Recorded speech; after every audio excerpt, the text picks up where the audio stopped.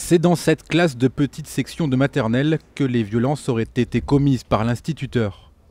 Le 4 septembre dernier précisément, 48 heures après la rentrée scolaire. Cette parent d'élève récupère sa fille de 2 ans et demi, perturbée. Et ma fille m'a dit que ce jour-là, son maître l'avait mise au coin, qu'il lui avait crié dans le dos. On a posé des questions pour savoir ce qui s'était réellement passé. Et c'est là qu'elle nous a montré par des gestes que, visiblement, il l'avait tapée au niveau du ventre.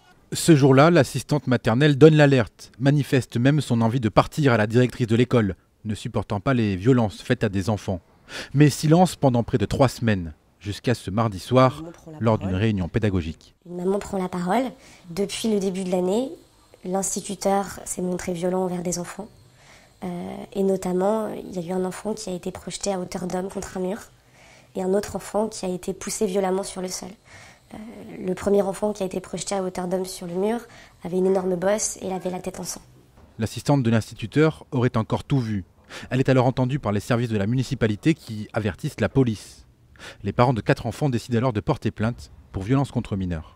Une prise en charge est alors mise en place. Une cellule psychologique qui est à disposition des enfants selon les besoins de chaque enfant, qui ne sont peut-être pas les mêmes, et qui donc là sont identifiés par les professionnels qui sont en charge de cet accueil, de ce soutien. L'instituteur, lui, a été suspendu à titre conservatoire par les services académiques. Rien n'apparaît dans son dossier administratif.